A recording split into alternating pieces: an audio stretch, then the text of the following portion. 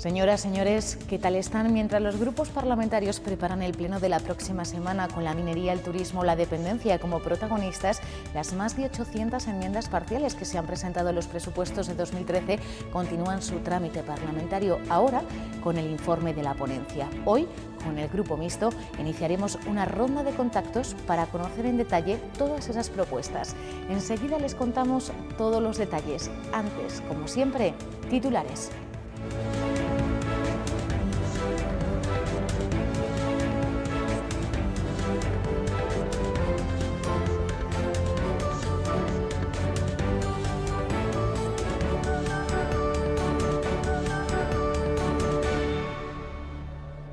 La dependencia y las ayudas a Renault centrarán las preguntas de actualidad al presidente. Pleno el martes y miércoles, en el que el PSOE también reclamará medidas contra los desahucios.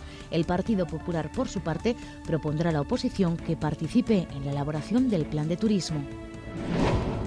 De visita en las Cortes de Castilla y León, el presidente del Senado hace un llamamiento a la unidad para salir de la crisis y alerta del riesgo que entraña la enmienda a la totalidad que se plantea desde la calle y que, según dice, no ofrece alternativas. A los 375.000 menores que viven en Castilla y León va dirigido el Pacto por la Infancia que se presentaba en este acto celebrado en las Cortes para luchar más enérgicamente por sus derechos. Ahora solo falta que se adhieran a él instituciones, ONGs, empresas o medios de comunicación. La minería, el turismo, la incidencia social de los desahucios centrarán el pleno de la próxima semana. Comenzará el martes 27 de noviembre y a él también llegarán las medidas que sobre jubilación y productividad del personal sanitario ha adoptado la Junta para cumplir con el objetivo de estabilidad presupuestaria.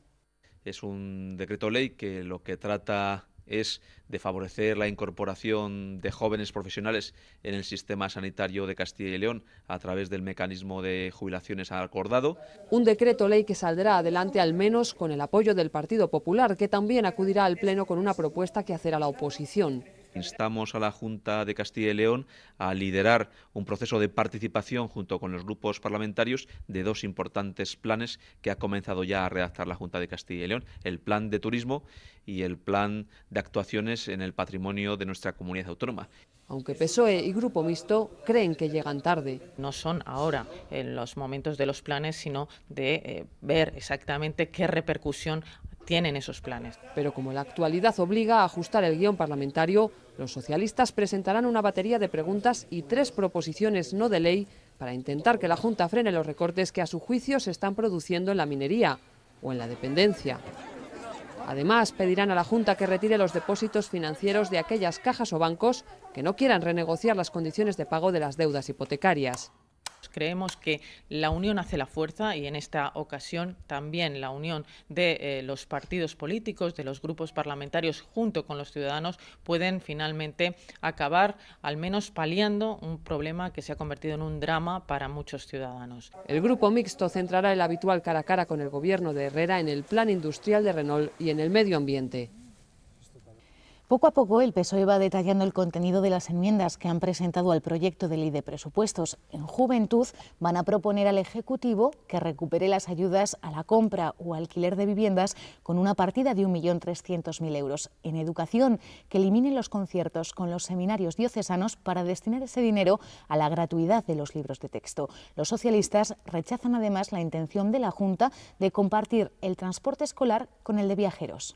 Nos tememos que pongan en marcha este uso compartido de transporte escolar y transporte regular de viajeros y de mercancías para el próximo curso, algo que imposibilitaría cumplir con las medidas de seguridad que en estos momentos se tiene en el transporte escolar.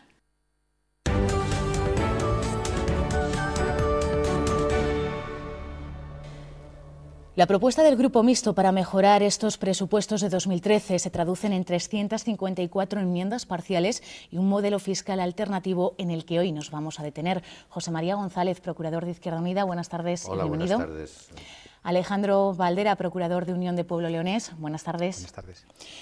Ya no hablan de la Macedonia de frutas ni de la fábula del paisano y el burro que utilizaron hace unos meses para calificar los presupuestos de 2012. Ahora, con la mirada puesta en las cuentas de 2013, utilizan la metáfora del Titanic. ¿Tan mal creen que estamos? Bueno, nosotros, el Grupo Mixto y yo como Izquierda Unida, estamos firmemente convencidos que estos presupuestos van a generar un gran boquete al transatlántico que es Castilla y León. Ciertamente son unos presupuestos que van a seguir hundiendo Castilla y León, va a haber más paro, va a haber menos servicios sociales, va a haber menos educación pública, va a haber menos sanidad pública y todo porque el Partido Popular se niega a romper el techo de gasto, es decir, las enmiendas parciales que presentamos desde Izquierda Unida a los ingresos son lo fundamental de nuestras enmiendas para evitar que se hunda el transatlántico. Un modelo fiscal alternativo y diferente. Bueno, el modelo fiscal es muy complicado de mantener. A nosotros se nos ha dicho varias veces, ¿por qué no presentáis un presupuesto alternativo? Es muy sencillo, no tenemos las cifras. Si las tuviéramos, lo haríamos. No sabemos cuánto se puede recaudar inventándonos un impuesto nuevo. Sí hemos visto a través de la prensa informes muy interesantes en el sentido de que una mayor revisión, un mayor estudio de las corrupciones que hay a través del no pago del IVA, de la no se registran ciertos edificios, daría mucho dinero a la parte de Hacienda. Eso sería bueno. Bueno, achuchar a la gente con más impuestos no es nuestra idea, sino recaudar mejor. Y en cuanto a la forma en la que se gasta, nosotros tenemos un problema.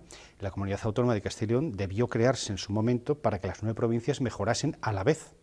No hay distribución, no hay justicia distributiva en estas 9 provincias. La mitad se lo queda la ciudad de Valladolid para mantener la gran estructura de la Junta y la otra mitad se reparte y se reparte mal. Llevamos años planteando que las provincias de León, Zamora y Salamanca, periféricas, que encima dan con otro país, con Portugal, con la zona más pobre de Portugal, necesitan una ayuda extra. Y ahora se nos dice que no, que ya no estamos para ayudas extras. Dice, bueno, entonces, ¿cómo piensan equiparar todo esto? Entonces, hemos aprovechado el presupuesto para presentar un listado de más de 200 obras que la Junta tiene pendientes en estas 3 provincias, en León, en Zamora y en Salamanca. No las van a aprobar, pero por lo menos que se acuerden. Nos debéis 200 obras. A ver cuándo. ¿Cree que es el momento, ante la situación económica y la crisis, de proponer infraestructuras? Vamos a ver, es el momento. Porque si el poco dinero que hay ahora mismo lo destinamos a volver a crear industria en la ciudad de Valladolid, gracias a Renault y algunas otras grandes inversiones, esta región va a tener, la región de Valladolid-Palencia, va a tener un enorme incremento económico cuando salgamos de la crisis frente a las demás. ¿Quién nos va a hacer a nosotros las carreteras o los colegios o los hospitales que faltan? Nadie, nunca. Con respecto al modelo fiscal alternativo que ustedes plantean, ¿qué novedades hay con respecto a hace 5 meses, cuando se estaba debatiendo el presupuesto de 2012? Las propuestas fiscales nunca varían en 6 meses, harán las propuestas fiscales cuando el Partido Popular, que tiene mayoría absoluta en estos momentos, decida que ese mensaje que intenta vender a la sociedad de quien más tiene más pague sea verdad. Eso es incierto, eso es mentira. Las políticas del Partido Popular no son de que quien más tiene más pague, porque si fuesen quien más tiene más pague, no estaría haciendo que paguen la crisis económica los que menos tienen, estaría recaudando de otra forma y habría más ingresos. A mí me gustaría hacer especial hincapié en que las propuestas de gasto, nuestras enmiendas en el gasto, tienen que ver con los pocos ingresos que tiene Castilla y León. Y yo no estoy de acuerdo con que lo que usted decía en la anterior pregunta de que ahora hay poco dinero. No, no, no. Hay dinero, lo que pasa es que el Partido Popular decide gastarlo de forma diferente y recaudarlo de forma diferente. Con nuestras propuestas, con las propuestas que hacemos desde Izquierda Unida, habría 1.500 millones de euros más para poder gastar en Castilla y León, en políticas sociales o en políticas de dinamización económica e infraestructuras como las que planteaba mi compañero Alejandro Valderas. Lo que pasa es que el Partido Popular se niega y en ese negarse, ¿qué hace? Pues perdonar la vida fiscal en más de 1.000 millones de euros a ciertos ciudadanos de Castilla y León. Porque nuestra propuesta fiscal no es poner impuestos por valor de 1.500 millones de euros, no, es dejar de subvencionar fiscalmente a los que más tienen, en concreto, por 1.180 millones de euros, que es lo que reconoce el Partido Popular, que son subvenciones fiscales, y además generar ingresos por valor de otros 420 millones de euros. ¿Y hay dónde? En las grandes superficies comerciales que se cargan el empleo en las pequeñas y medianas industrias, en el pequeño y mediano comercio de Castilla y León. ¿Dónde? En la banca, en los depósitos bancarios.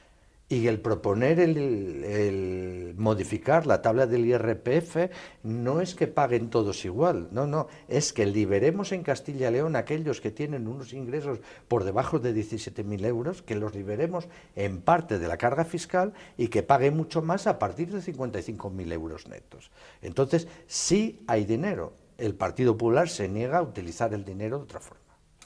Bueno, a nosotros nos preocupa sobre todo cómo se gasta. Tenemos una queja contra la Junta, y es que hay unas cosas que se llaman entes que no se pueden controlar políticamente desde las Cortes, porque nos dan una línea, el ente tal, 100 millones de euros. ¿Pero en qué se lo va a gastar? ¿Pero en qué se lo gastó el año pasado? Es decir, no disponemos de esas memorias, se nos dice que están controlados, que no tienen el dinero, pero que ya lo registran unas instituciones aparte a 2 o 3 años vista de que terminase. Hemos tenido un ejemplo que es Sotur, muy mal gestionado durante años. Cuando se ha descubierto que está mal gestionado, se ha disuelto. Ya, pero ¿y qué pasa con las que existen ahora? Entonces, hemos planteado concretamente la eliminación de una de esas instituciones, que es la Fundación Villalar. Creemos que no es necesaria. Pretendemos que ese dinero de la Fundación Villalar se gaste mejor. Y hemos hecho una propuesta este año distinta del año pasado. La mitad para los gastos administrativos que puedan tener ya contraídos y la otra mitad para hacer un inventario de todo el patrimonio artístico de las cajas de ahorro que hay en esta comunidad, que están a punto de disolverse. El día 27 se disuelve la de Ávila, por ejemplo, y que nos tememos que se ponga a la venta, que se pierda. Bueno, pues ahí hay un incremento de fondos artísticos que la Junta puede controlar, debe controlar, como controla los de la Iglesia o los de las entidades privadas, y que además podrían ir, en parte, destinados a fondos públicos, a museos de la comunidad, por ejemplo. Bueno, pues gastar mejor el dinero. Y ante uno de los problemas más graves de estos momentos, el de los desahucios, ¿qué plantean? Bueno, la verdad es que los presupuestos de la comunidad dejan pocas vías para facilitar los desahucios. Desde Izquierda Unida lo que proponemos es una inversión potente en vivienda en alquiler, en rehabilitación de vivienda y en vivienda en alquiler. Y lo que hay que tomar son decisiones políticas por parte de la Junta de Castilla y León de acuerdos con el sistema financiero. Y eso, la verdad, no está vía presupuestos. Vía presupuestos es que la Junta ponga viviendas al servicio de los que pierden su vivienda en estos momentos. No obstante, hay otras situaciones de tipo social, como es la eliminación que ha hecho la Junta de Castilla y León de las ayudas a las familias con personas en situación de dependencia. Por eso nosotros desde Izquierda Unida proponemos la creación de un fondo de solidaridad con las personas en situación de emergencia social, que nos parece absolutamente imprescindible que exista en Castilla y León. Y se me puede decir, ya existe la renta garantizada, ciertamente, pero que el ciudadano que nos escucha sepa que la renta garantizada no llega a los 500 euros mensuales, que esas más de 8.000 personas que en Castilla y León cobran la renta garantizada, ¿cómo van a mantener una familia con menos de 500 euros mensuales? Para eso es ese fondo que generamos. Asimismo, hay personas con pensiones en Castilla y León por debajo de los 500 euros. ¿Se puede vivir con menos de 500 euros en Castilla y León? Pues ciertamente hay personas que viven, pero deben vivir del aire, porque poco más. Por eso nosotros proponemos enmiendas para ese fondo de solidaridad con las personas que están en situación de emergencia y de riesgo social. ¿Y desde UPL? No hemos presentado alternativas en asuntos sociales porque está todo muy ajustado. Y además es una entidad que ni se gasta en informática fortunas, ni se gasta en publicidad fortunas. Volviendo al tema de los desahucios, hay un tema que tenemos que empezar a pensar. Entre el banco malo y las casas que no son de nadie, hay muchas casas suficientes para la gente que la necesita. Pero es que ya hay iniciativas que se han presentado aquí varias veces en el sentido de destinar alguna de esas casas de los bancos malos que no tienen utilidad. Aquí tenemos unas cajas repletas de casas inútiles que no les sacan rendimiento, a asuntos sociales.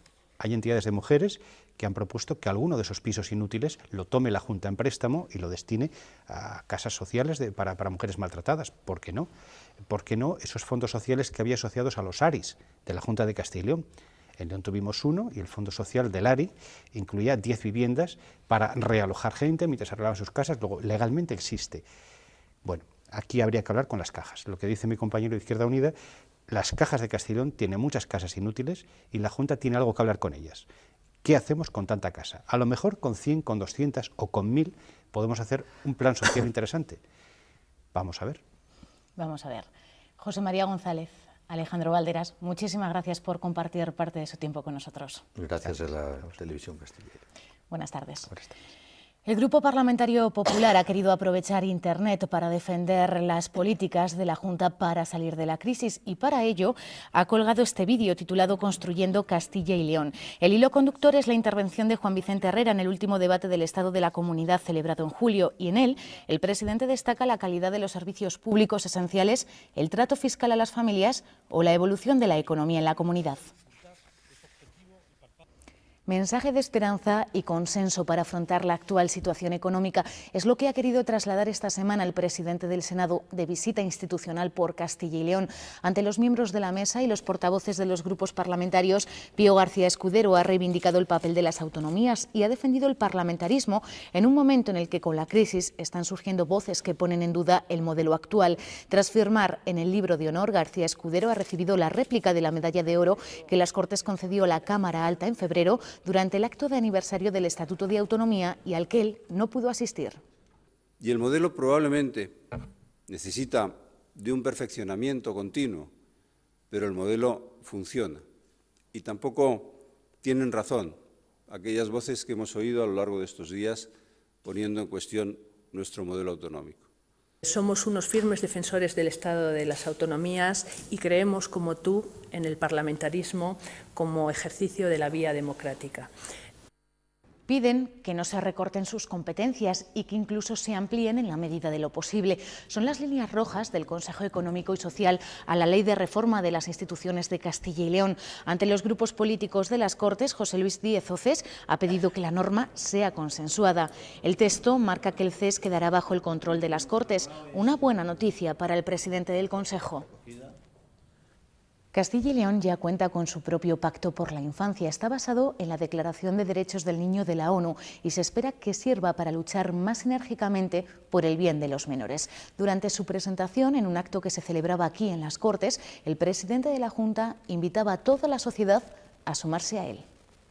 A elaborar políticas de infancia se ha comprometido con UNICEF y con otras entidades de atención a los menores el Ejecutivo Regional.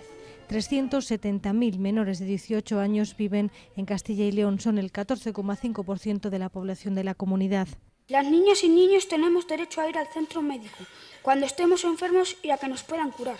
Han de considerar en primer lugar lo que sea más beneficioso para nosotros. Todas las niñas y niños tenemos derecho a expresar libremente nuestra opinión en todos los asuntos. Estos derechos y necesidades deben ser reconocidos por toda la sociedad a través de políticas públicas y, lo que es más importante, a través de obligaciones sociales que garanticen su cumplimiento. Merece la pena invertir en estas políticas, ha dicho Herrera, porque los niños son el futuro y el mejor de nuestro patrimonio. Queremos que en nuestra comunidad este pacto implique a todas las administraciones, implique a todo el tejido social y empresarial. Desde 2002, la Junta ha destinado 481 millones de euros a atención a los menores. Ha acogido a 5.800 niños, tramitado 3.400 expedientes de adopción y atendido a 16.000 menores infractores. También desde Salamanca se ha lanzado esta semana un mensaje de repulsa contra la violencia de género. Ha sido durante la lectura del manifiesto institucional con el que asociaciones de mujeres y representantes de todas las administraciones de Castilla y León han conmemorado el Día Internacional contra esta lacra social que se celebra mañana. Todos han recordado el lema de tolerancia cero. Reafirmamos nuestro compromiso de trabajar por una sociedad igualitaria y libre de violencia de género y a la vez apostamos por una educación y un trato igualitario y no sexista. Las instituciones aquí presentes queremos incidir en la modificación de los valores sociales que amparan estas conductas violentas, poniéndoles un cero en tolerancia. La única comisión que se ha celebrado esta semana, la de la Presidencia, ha vuelto a abrir una ventana a Europa para apoyar los cambios que Bruselas propone a 3 directivas y que son necesarios para avanzar en la Estrategia 2020-2020. El crecimiento sostenible e inteligente es su lema. Para que pueda tener éxito esta estrategia es necesaria la modificación de una serie de normas de la Unión Europea. 3 en concreto que afectan, entre otras cosas, a los biocombustibles. Al utilizar para su producción maíz, trigo o caña de azúcar están generando un aumento en el precio de los piensos. Y eso Europa lo quiere evitar. De ahí la modificación propuesta. Han de preservarse las instalaciones existentes en nuestra comunidad, por tanto, darle viabilidad a las mismas, pero estableciendo mecanismos de control, que básicamente es lo que plantean estas modificaciones de la directiva. Y a la compatibilización del objetivo de crecimiento con menos carbono, junto con las estrategias de Naciones Unidas contra el hambre, responde esta propuesta de directiva. Algo similar ocurre con los proyectos empresariales. Generan riqueza y empleo, pero al necesitar un informe de impacto medioambiental se pueden ralentizar. Los cambios se dirigen a simplificar el formato, haciendo que este sea más accesible, clara y jurídicamente fácil de hacer cumplir, que los estudios de impacto ambiental solo se exijan cuando sea evidente que existen repercusiones significativas sobre el medio ambiente. También desde aquí se ha querido dar un impulso al protocolo de Nagoya, al menos en lo que a Castilla y León afecta, porque en él se incluyen mecanismos para que farmacéuticas y cosméticas compensen a los países en vía de desarrollo por las plantas y microorganismos que extraen de allí. Sería deseable que la Junta de Castilla y León comenzase a trabajar con las repercusiones que este reglamento pueda tener en el ámbito autonómico, buscando el consenso con los sectores interesados. Con este apoyo se da un paso más para avanzar hacia 2020 con una economía más sostenible, inteligente e integradora. Este acuerdo parlamentario llega además en un momento decisivo para el medio ambiente porque el protocolo de Kioto se acaba en diciembre y hay que decidir qué hacer a partir de 2013. Es el objetivo principal de la cumbre que reunirá la próxima semana en Doha a los líderes mundiales. Hoy hemos querido hablar con un experto para conocer las claves de este encuentro y sobre todo los retos que hay que afrontar para luchar contra el cambio climático. La cumbre sobre todo tiene que decidir cómo va a ser la ampliación o la continuidad, la posible continuidad de Kioto, porque los acuerdos de Kioto se acaban ahora, en diciembre, y tiene que renegociarse in extremis ya esto. Supongo que la Unión Europea, como parte del sistema, se decidirá hasta qué punto continúa con Kioto y si se amplía en los próximos años. Habrá que ir plantando las bases para generar un nuevo acuerdo muchísimo más ambicioso, porque todo el mundo está de acuerdo en que es insuficiente Kioto. Incluso ir pensando en que después del 2020 pues hay que seguir hacia líneas de reducción de emisiones muy importantes. Se habla de más del 50% para el 2050 a nivel mundial. Estaríamos hablando en Europa de reducir las emisiones en más de un 80%. Eso supone un vuelco de todo el sector energético radical. Esos son los planteamientos que tarde o temprano hay que irse haciendo. Cuanto más los pospongamos en estas cumbres como Doha y demás, más difícil será luego conseguir esas reducciones. No basta con pues tener un coche más eficiente y demás, sino que hay que cambiar probablemente el modelo de transporte a un modelo muchísimo menos consumidor de energía y de contaminante, o el gasto en electricidad y demás. A lo que nos estamos enfrentando es a muchos cambios muy importantes, de forma de organización social incluso, no es una cuestión solamente tecnológica, porque la tecnología puede dar lo que puede dar de sí y es donde más hemos avanzado, pero llegamos a un punto en que más no se puede avanzar. Las emisiones tuvieron el récord el año pasado, es decir, que seguimos en un incremento de emisiones cuando lo que nos tenemos que estar planteando es cómo rápidamente vamos a disminuir. Es decir, llevamos unas políticas radicalmente diferentes a lo que necesitamos. Y si no cambiamos, el camino que llevamos ahora mismo de emisiones llevaría a escenarios de más de 4 grados de aumento de temperatura a finales del siglo y entonces son palabras mayores. Quizás lo más importante sea un cambio de conciencia. Lo que tenemos que empezar a plantearnos es cómo cambiamos la sociedad para que acepte esa sociedad un uso mucho menos intensivo de la energía.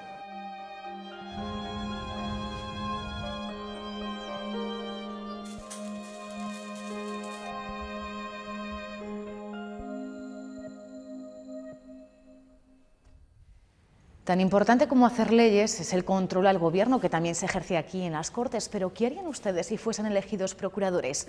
Los alumnos de un colegio de Laguna de Duero, en Valladolid, lo tienen claro. Con tan solo 10 años proponen bajar el IVA para afrontar la crisis. Nada más llegar a las Cortes les estaba esperando un comité de bienvenida un tanto particular. Unamuno, Juana la Loca o Teresa de Jesús. Sin duda las estrellas de esta visita, que no han defraudado. Había un guerrero que habían clavado una flecha en el culo y tenían un destornillador en la oreja. Las alfombras están muy bien hechas. Un gato pisando a un ratón y velas. Una escultura de 1972 aparecía un chico tirándole piedras con un tirachinas a una gallina. Aunque a medida que el grupo avanzaba por el Parlamento, a nuestros personajes de plastilina les salían duros competidores.